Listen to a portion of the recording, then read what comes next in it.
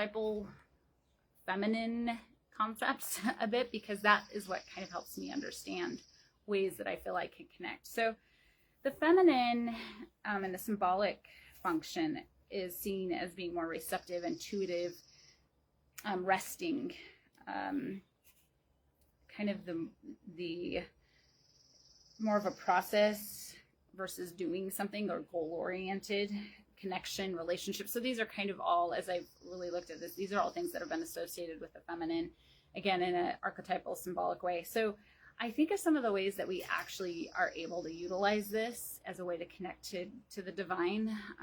I've mentioned some ways within some of my other videos that we do this. The Sabbath itself is a day of rest.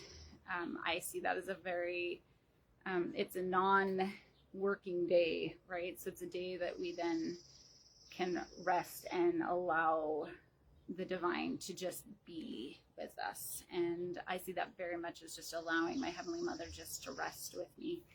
The idea of receiving is throughout our covenants and our rituals. So if you look at both the temple and the sacrament and baptism, there is a concept of receiving. And again, that is to me a very connecting force with the divine feminine, that we receive. And so sitting within that space and allowing myself to just receive is a connection to my Heavenly Mother. The relationship concept, where we are creating relationships, we're binding ourselves to other people. We are, even the concept of ministering, that the relationship building is a feminine. Again, that for me is a way to connect to the divine feminine.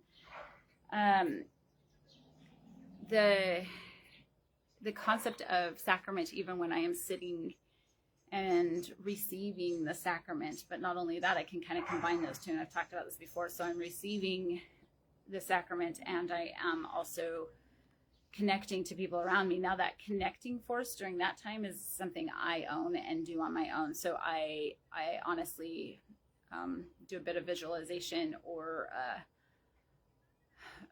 pondering about the idea that I am not alone here, that not only am I trying to become as Christ, but so are others around me. So that connecting force there is a way that I feel I can connect with my Heavenly Mother.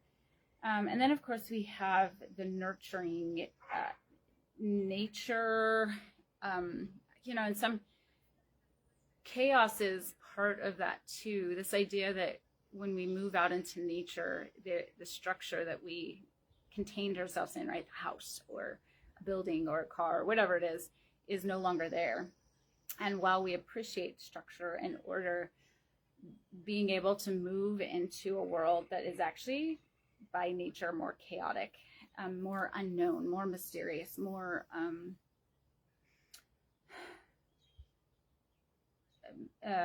just almost, just that sense of it's different, right? So nature, I feel like many people feel like nature is a place where they can connect to their Heavenly Mother, whatever that may look like.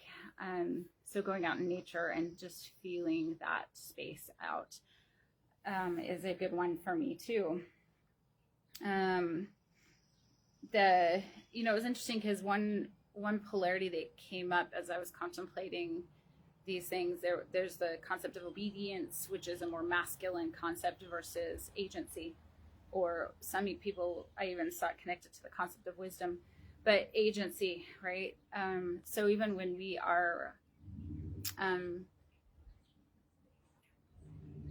using our agency in a way that is for good and is connecting to the divine, could be seen as a way of connecting to our Heavenly Mother. So hopefully those are just some ideas. I think in practice, what that looks like for me is, I mentioned the sacrament meeting one, nature. Sometimes I will just go outside and sit and ponder and just contemplate God. And that to me has become a connecting space for Heavenly Mother.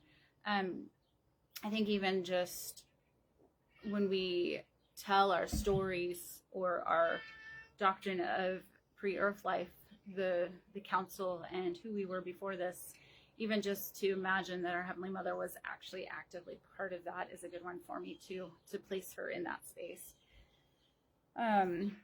So I think the concept, again, just going back to this concept of resting, receiving, more meditative, pondering, those are all places where the Divine Feminine, typically within history, within mythology, within literature, and within our own scriptures, is where you will see the Divine Feminine just shining forth in those spaces. So it's more philosophical in nature. So I can't say that, this is doctrine per se, but it hopefully gives you some ideas on how you feel like you can connect to your Heavenly Mother, and perhaps to some kind of Divine Feminine for those who have maybe not so much of a literal concept of a Heavenly Mother, just an idea of the Divine Feminine being there. And yeah, I think that's it. I'm hoping to actually delve in a little bit into order and structure, the value in that, and perhaps actually why we may want to value that, and probably some problems with it too, because there's problems with it. So I'm moving forward in that way.